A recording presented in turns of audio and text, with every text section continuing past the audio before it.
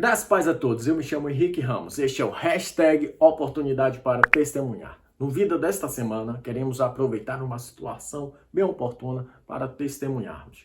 E que situação seria esta? Bom, a polêmica na internet agora gira em torno dos canceladores, dos cancelamentos. E nós queremos mostrar a vocês que o Senhor Jesus é o maior cancelador de todos os tempos. Confira logo depois da vinheta. No vídeo dessa semana, queremos aproveitar uma situação oportuna para testemunharmos sobre a palavra de Deus. Na verdade, não é bem uma situação, mas um determinado termo que recentemente tem ganhado bastante destaque nas mídias e internet. Estamos nos referindo ao termo cancelamento. E chegamos a um ponto nesta vida em que as pessoas estão sendo canceladas. E como que isso pode acontecer? Confesso que a princípio eu tive bastante dificuldade em compreender toda essa história, até mesmo porque a única associação a qual conseguia fazer quanto ao termo era, por exemplo, quando tentamos cancelar um serviço de assinatura de TV, internet, o que é uma baita de uma dor de cabeça. Ou então cancelar uma passagem, uma reserva de hotel, enfim. Até que entendi que, na verdade, estão utilizando a palavra cancelamento na internet para ressignificar um ato de rejeição, exclusão, banimento, etc.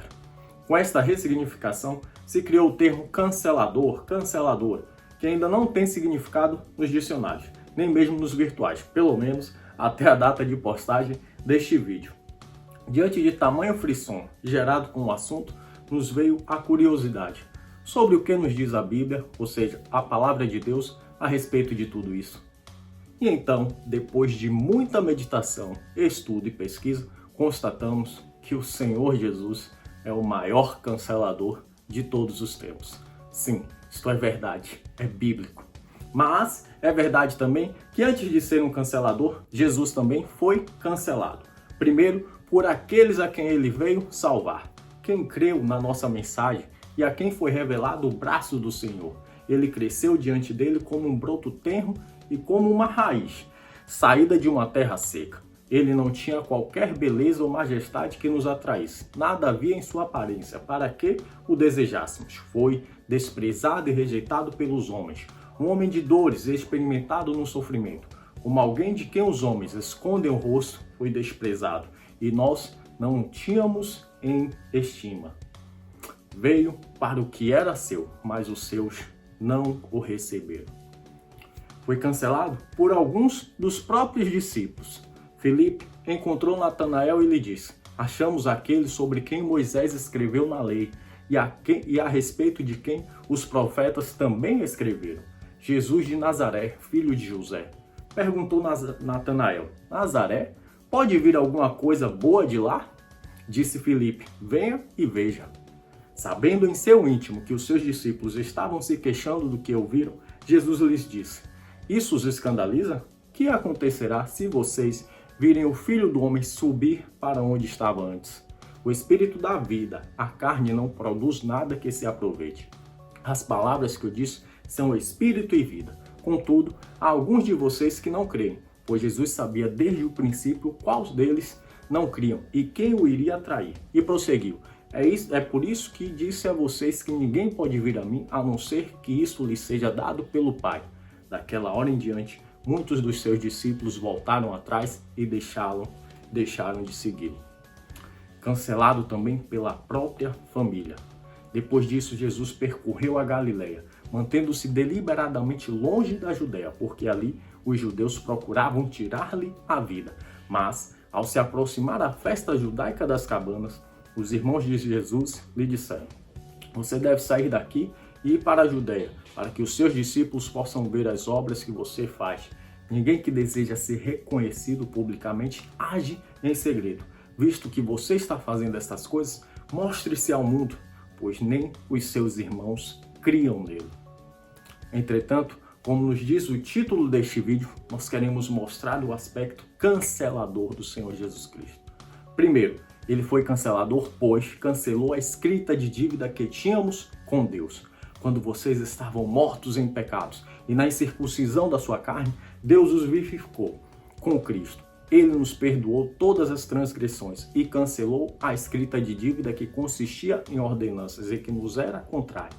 Ele a removeu pregando-a na cruz e, tendo despojado os poderes e as autoridades, fez deles um espetáculo público, triunfando sobre eles na cruz.